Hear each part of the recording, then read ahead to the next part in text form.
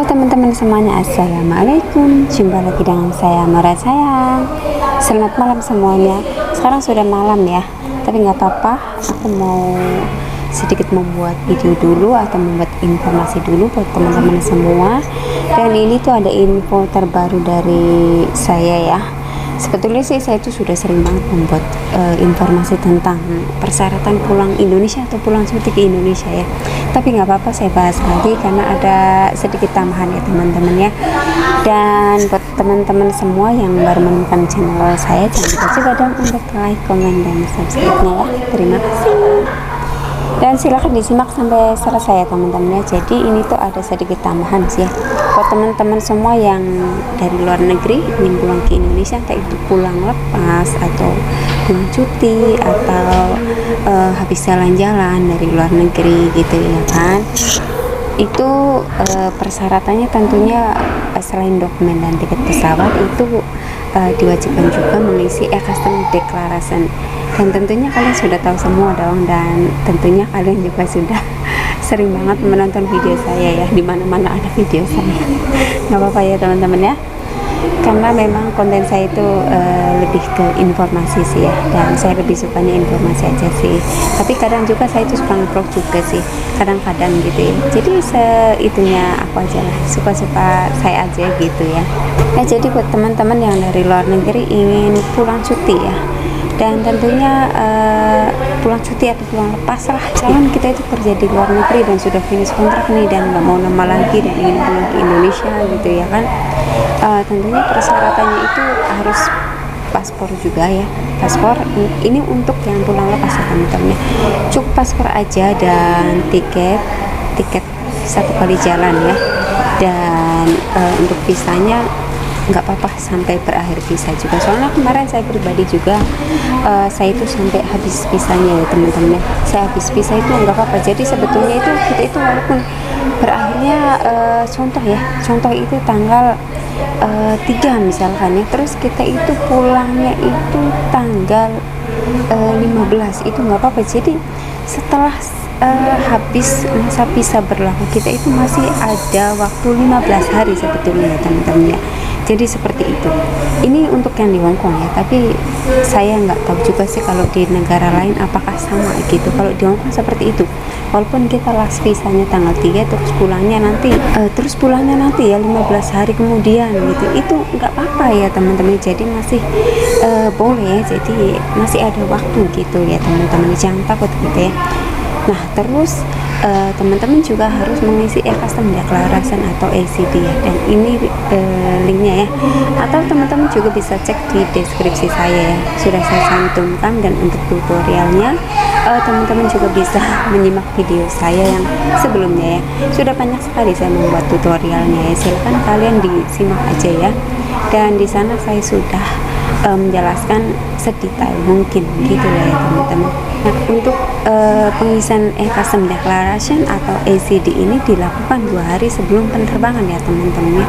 Jadi secara online di handphone kalian ya, tinggal klik aja link yang ada di deskripsi, atau kalian bisa tulis aja gitu di Google Chrome, nanti muncul, tinggal diklik aja gitu ya. Terus nanti diisi-isi aja datanya sesuai dengan data diri kalian gitu yang asli. Dan nanti setelah itu sudah selesai semua ya, itu teman-teman nanti akan mendapatkan QR code, dan QR code tersebut itu teman-teman harus disimpan atau di screenshot, dan nanti begitu sampai di bandara Indonesia atau bandara kedatangan itu tinggal di scan aja gitu, tip gitu, udah deh keluar. Jadi kenapa sih kita itu diwajibkan untuk mengisi e-custom declaration untuk mengatur barang bawaan kita gitu ya teman-teman. Dari dulu juga memang sudah ada, cuman dari dulu itu kan di dalam pesawat ya saat mau landing gitu. Menurut aku dulu itu lebih ribet ya, kalau sekarang lebih enak aja sih. Jadi bisa secara online gitu ya teman-teman, kita itu bisa sambil duduk santai sambil bekerja juga bisa gitu 2 hari sebelum penerbangan. Jadi kalau jauh-jauh hari itu ya teman-teman, itu tanggal penerbangannya itu loh belum muncul, jadi nggak bisa ya teman-teman ya. Kalau nggak 2 hari ya 1 hari juga nggak apa-apa. Atau misalkan kalian itu sudah di bandara ini, saya itu lagi nganggur nih, duduk nggak ada kerjaan, sudah, maksudnya itu bukan nggak ada kerjaan ya jadi maksudnya itu sudah check in, sudah apa gitu ya, kita lagi nunggu di ruang tunggu, itu bisa, nggak apa-apa ya teman-teman ya. Jadi seperti itu. Untuk teman-teman juga yang tidak bisa mengisi custom deklarasi secara online, misalkan biasanya kan ada ya yang kayak sudah ibu-ibu itu kan nggak begitu paham gitu ya. Terus yang gimana ya, pokoknya yang nggak ngerti gitu ya kan, ya nggak apa-apa sih, nggak usah isi ya. Jadi nanti isinya itu mengisi custom deklarasinya itu saat ketibaan di bandara ya teman-teman. Nah nanti di sekitar situ tuh ada, tinggal di scan aja. Aku juga lupa sih ya waktu itu, nggak aku foto gitu ya. Pokoknya setelah pengambilan bagasi itu ada, tinggal di scan aja, terus nanti dapat QR code, baru deh di scan gitu saat mau keluar. Soalnya kalau nggak mengisi custom deklarasi itu, atau kita nggak punya QR code tersebut, itu kita nggak bisa keluar dari bandara gitu loh ya. Nah ini tuh ada tambahan juga ya teman-teman ya, kita itu diwajibkan, untuk yang sekarang itu diwajibkan juga mengisi satu sehat health pass ya, SSHP ya teman-teman. Cuma isi-isi data aja sih sebetulnya.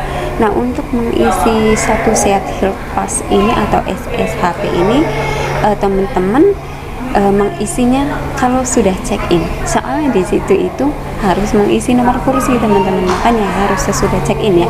Misalkan teman-teman itu sudah check in ya, terus kan ada tuh nomor kursi kita, misalkan A B C D gitu, nomor sekian gitu ya kan. Jadi seperti itu, nanti tinggal ditulis aja ya. Jadi seperti itu. Dan itu juga nanti teman-teman itu kalau sudah selesai pengisiannya gitu, sudah detail, sudah lengkap, itu dicek kembali datanya sudah benar atau belumnya. Terus nanti kalau misalkan sudah benar, barulah kalian itu tinggal di confirm aja sih. Terus nanti dapat QR code juga, jadi kayak semacam custom declaration gitu. Jadi nanti teman-teman itu ada dua QR code ya, jadi jangan sampai salah ya teman-teman ya. Ini juga yang SHP ini harus di screenshot juga, nanti saat ketibaan di bandara itu, di bandara kedatangan itu ditunjukkan ke petugas juga ya teman-teman. Jadi untuk QR code-nya seperti ini ya teman-teman ya, silahkan teman-teman disimpan juga. Jadi seperti itu ya teman-teman ya. Nah untuk yang pulang cuti ini tuh ya, untuk yang pulang cuti selain dokumen ini seperti paspor, ini kalau dari Hongkong ya teman-teman ya, soalnya saya kerjanya di Hongkong ya. Tentunya mungkin yang di Taiwan, Singapura, terus Malaysia dan lainnya juga nggak beda jauh sih sebetulnya ya, atau di Korea, Jepang dan lain-lain juga mungkin nggak beda jauh sih persyaratannya, yaitu paspor yang masih berlaku tidak kurang dari 6 bulan teman-teman ya. Dan visa juga harus masih berlaku. Ini untuk yang cuti ya, jadi harus masih berlaku ya. Kalau saya pribadi dulu itu, misalkan saya itu visanya kan habis tanggal 25 Februari ya dulu itu, saya itu pulangnya di Januari gitu, jadi nggak apa-apa ya teman-teman, misalkan visanya masih sebulan gitu ya. Nah terus nanti begitu datang itu tinggal perpanjang visa aja gitu ya. Itu saya dulu. Tapi kalau misalkan kalian itu mau perpanjang visa dulu sebelum pulang ya nggak apa-apa juga, itu lebih bagus. Jadi kita kan nggak begitu kepikiran lah gitu loh ya teman-teman. Nah terus tadi itu kan visa ya, terus bawa kontrak kerja juga kalau yang cuti ya, kontrak kerja, terus bawa juga ID Hongkongnya. Nah nanti kan harus nunjukin itunya, ID Hongkongnya juga ya teman-teman ya, begitu mau pulang ke Indonesia dan saat kembali lagi. Dan tentunya yang selanjutnya itu adalah tiket pesawat PP ya teman-teman, kalau yang cuti ya. Untuk surat cuti itu boleh kalian bawa, minta di agensi atau majikan disuruh membuatkan, nanti kalian bisa bawa.